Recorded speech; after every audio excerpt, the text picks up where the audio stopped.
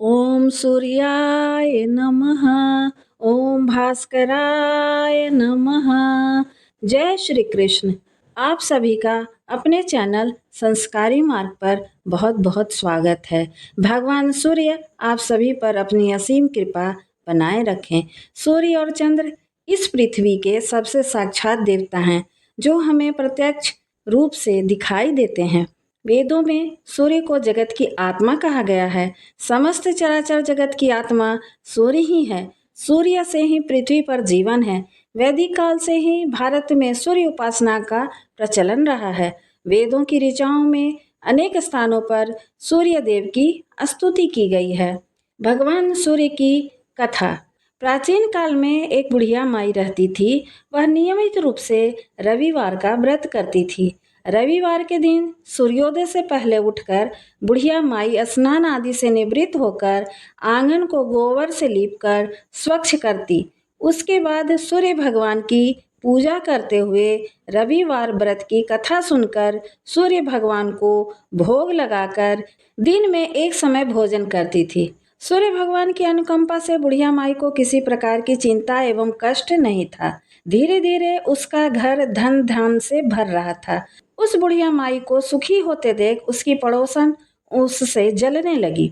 बुढ़िया माई ने कोई गाय नहीं पाल रखी थी, अतः वह अपनी पड़ोसन के आंगन में बंधी गाय का गोबर लाती थी। पड़ोसन ने कुछ सोचकर अपनी गाय को घर के भीतर बांध दिया। रविवार को गोबर न मिलने से बुढ़िया माई ने आंगन नहीं लीप सकी। आंगन न लीप पाने के कारण उस बुढ़िया माई ने सूर्य भगवान को भोग भी नहीं लगाए और उस दिन स्वयं भी भोजन नहीं किया। सूर्यास्त होने पर बुढ़िया माई भूखी प्यासी सो गई। प्रातःकाल सूर्योदय से पूर्व उस बुढ़िया माई की आंख खुली तो अपने घर के आंगन में सुंदर गाय और बछड़े को देखकर हैरान हो गई। गाय को आंगन में बांधकर उसने जल्दी से उसे चारा लाकर खिलाए।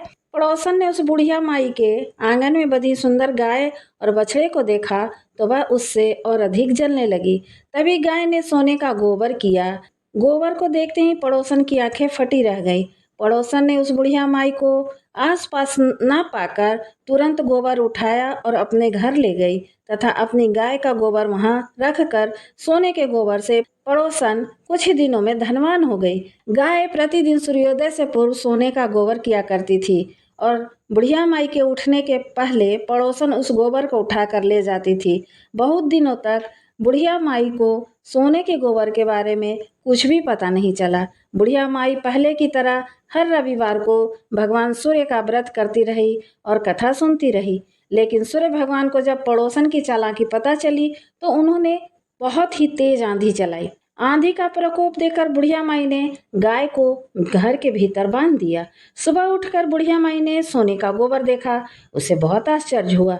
उस दिन के बाद से बुढ़िया माई गाय को घर के भीतर ही बांधने लगी। सोने के गोबर से बुढ़िया माई कुछ ही दिनों में बहुत धनी हो गई। उस बुढ़िया माई के धनी होने से पड़ोसन बुरी तरह जल भुनकर राख हो गई और उसने अपने पति को समझा बुझाकर उसे नगर के राजा के पास भेज दिया। सुंदर गाय को देखकर राजा बहुत खुश हुआ। सुबह जब राजा ने सोने का गोबर देखा तो उसके आश्चर्य का ठिकाना न रहा। उधर सूर्य भगवान को भूखी प्यासी बुढ़िया माई को इस तरह प्रार्थना करते देख बहुत करुणा आई। उसी रात सूर्य भगवान ने राजा को स्वप्न में कहा, राजन, बुढ़िया माई की गाय और बछड़ा तुरंत लौटा दो, नहीं तो तुम पर विपत्तियों का पहाड़ टूट पड़ेगा, तुम्हारा महल नष्ट हो जाएगा। सूर्य भगवान के स्वप्न से बुरी तरह भयभीत राजा ने प्रातः उठते ही गाय और बछड़ा बुढ़िया माई को लौटा दिए।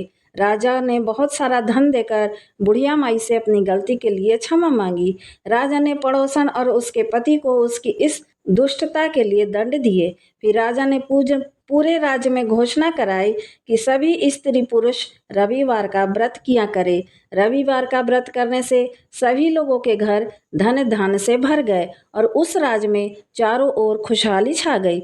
स्त्री पुरुष सुखी जीवन यापन करने लगे तथा सभी लोगों के शारीरिक कष्ट भी दूर हो गए।